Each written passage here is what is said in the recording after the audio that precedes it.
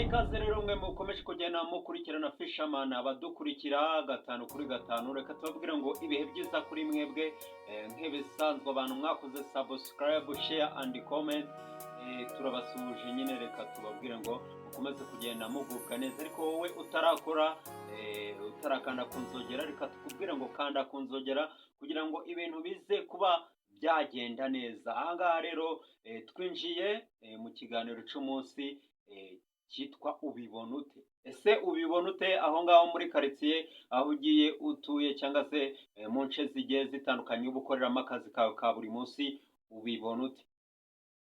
Kugira ngo tuze kuganira neza rero nuko wowe uri buze kudusubiza muri comment, ugenda wandika muri comment kugira ngo ibintu bize kugenda neza cyane.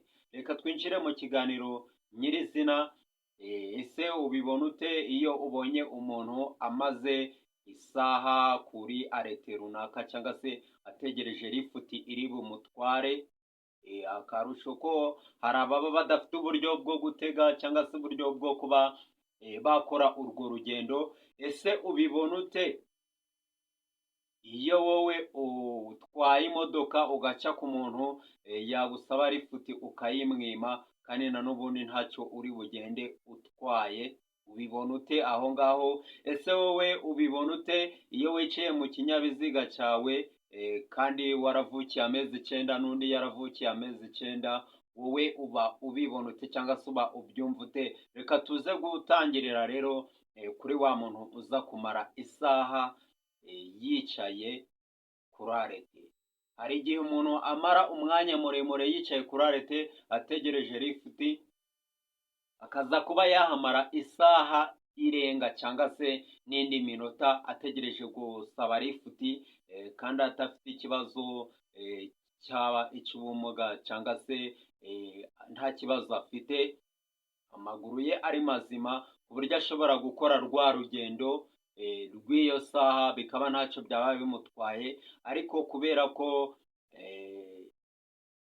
nimba navuga ngo ni ukuba hari icyo atarasobanukirwa akaza guhagarara ategereje lifuti, cyangwa se niba turaza kubyita akamenyero, kuba umuntu yari amenye gukoresha ikinyabiziga akaba ari byo byamutera kuba yamara isaha ategereje lifuti, bikaza kuba byanatuma yica akazi. Nibyo nabyo tugiye tugenda dusobanukirwa cyangwa se tunasobanura. Rero nk'umuntu ufite amaguru yombi cyangwa se unatekereza, kuba wicaye aho bishobora kuba byagutera harimo risike yo kuba wabura akazi, cyangwa se ushobora kugera ku kazi ugasanga urimo kugenda utongana n'umubosi bitewe n'uko waje kuba wategereza lifuti, kandi burya cyagihe uri no gusaba lifuti mu muhanda, burya hari igihe uba wakoze urugendo rurerure biri ngombwa ko iyo lifuti nyine ushobora kuyisaba, ariko nanone ntibivuga ngo itabonetse wakomeza kuba wicaye. Ese bukwiriyeho bigeze muri ya masaha yo kuba bwakwira ndetse nta n'ibinyabiziga bikigucaho, kubera icyo ufata umwanzuro ukavuga uti reka nigendere n'amaguru hakiri kare, cyangwa se reka ngende n'amaguru? Ariko kuki utafata icyo cyemezo hakiri kare uvuga uti ntabwo ndirirwa ndategereza lifuti, ahubwo reka ngende hakiri kare? Aho ni ku ruhande rw'umunyamaguru cyangwa se rwa wa muntu ukeneye gusa kuba yahabwa lifuti. Reka tujye ku ruhande rw'umuntu w'imodoka nyine, nyiri imodoka nawe ashobora kuba yakunyuraho. Ese ntabwo umuntu nyiri imodoka ashobora kwibwiriza kuba yaguha lifuti atari ukurinze kuba wayimusaba? Ese umuntu ufite imodoka ntabwo ashobora guca ku muntu akabona ananiwe akaba yamubwira ati wenda injira mu modoka tukugeze imbere? Ni iki gituma abantu badatanga lifuti cyangwa se ubwo buryo bwo kuba bafasha uwo muntu? Ni iki kibitera ubwo kugira ngo umuntu aze kuba yafata umwanya wo guca ku muntu ngo akomeze, kandi ari kubona uwo muntu ananiwe? Ni iki kibimutera? Ese kwaba ari ukuba wenda yarabonye izo mbaraga ubwo bushobozi bwo kugura iyo modoka undi we akabubura? Ese bwaba ari ubuzima bubi yaciyemo wenda bwamusigiye igikomere cyo kuba wenda nta muntu yaha lifuti? Ni iki kibitera aho ngaho?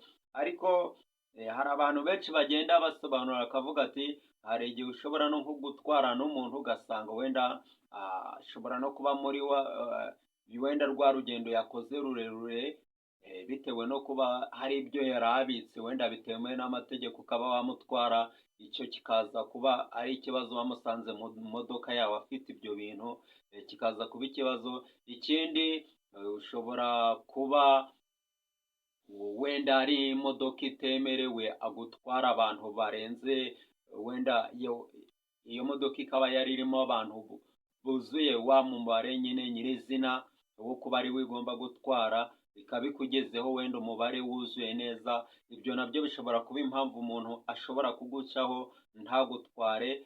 Ariko nanone ku ruhande rw'umuntu ufite imodoka, wakabaye ufite ubumuntu, na n'ubundi wa muntu unyuzeho ntumutware, menya ko na n'ubundi lisansi iragerayo irakugezayo anariyo yakabagejejeyo mwembi n'uwo muntu wamuhaye ubwo bufasha. Sinzi rero niba uri umuntu waremwe n'Imana ukemera ko wavukiye amezi 9 n'undi nawe akavukira amezi 9, sinzi impamvu uba ubona umuntu wenda twavuga ko aciriritse cyangwa se aciye bugufi ukaza kuba wamuhitaho, cyangwa se nimba biraza kwitwa y'amaboko ataresha ataramukanya, nabyo tukaza kuba twabimenya, kubera ko hari igihe uba uteganye n'umuntu cyangwa se muri kurarete, kabone n'ubwo waba ufite amafaranga yo gutega, wajya kubona ukabona nk'imodoka wenda runaka iraparitse, akakubwira bati kanaka yinjira, cyangwa se hakinjiramo umuntu umwe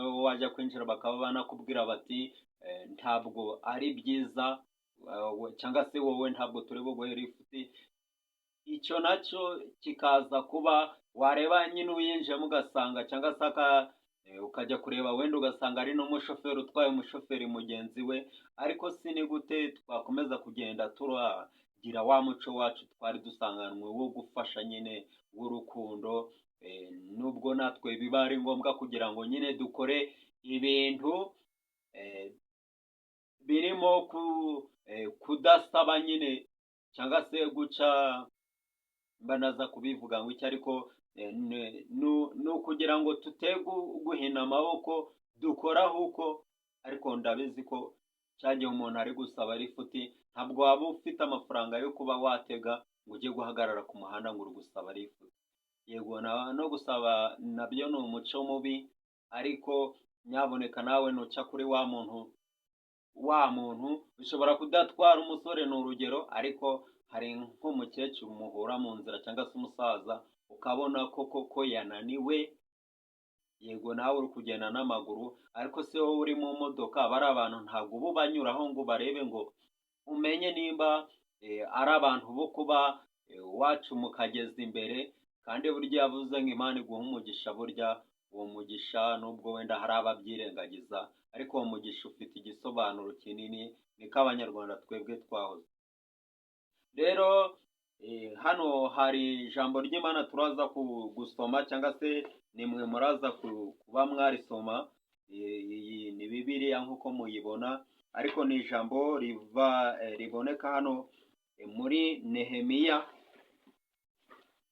Muri Nehemiya ndaza gusoma umutwe w'amagambo gusa, weho uraza kuba wakwifatira Bibiliya uze kuba wasoma. Ni Nehemiya ibice 6 ku murongo waho wa mbere. Umutwe w'amagambo uravuga ngo umurimo w'Imana udeheshwa n'ubugambanyi.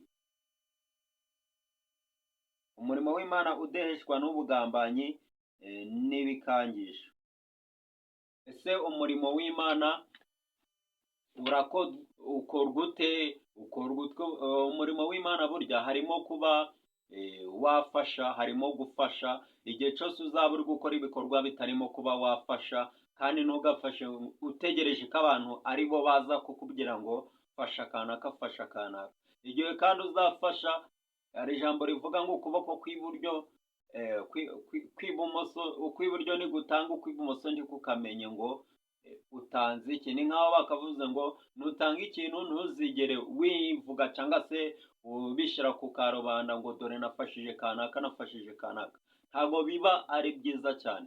Iri jambo ry'Imana rero wicare urisome umenye ngo bimeze bite, ese umurimo w'Imana uri kudeheshwa ute cyangwa se udeheshwa ute? Igihe rero uri gukora umurimo w'Imana utari gufasha, ntuza rwose uwo murimo ntabwo nzi ngo uzahembwa ute. Reka tubabwire ngo ibihe byiza rero, Fisherman nk'ibisanzwe tugenda tubagezaho ibiganiro byinshi bigiye bitandukanye, byaba ibiboneka mu iyobokamana ndetse na bya biganiro bindi bisanzwe by'ubuzima busanzwe, nk'ikintu wakora mu buzima kugira ngo ubashe kuba watera imbere. Ese wowe ubibona utaho muri karitsiye cyangwa se ku muhanda wirirwa, ubibona ute? Ni iki kiba gikwiriye kugenda gihindurwa cyangwa se gihinduka?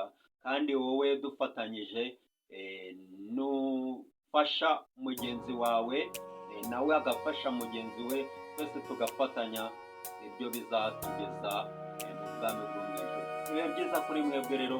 Ikiganiro ubibona ute nakagaruka, tuzakomeza kugenda tuganira.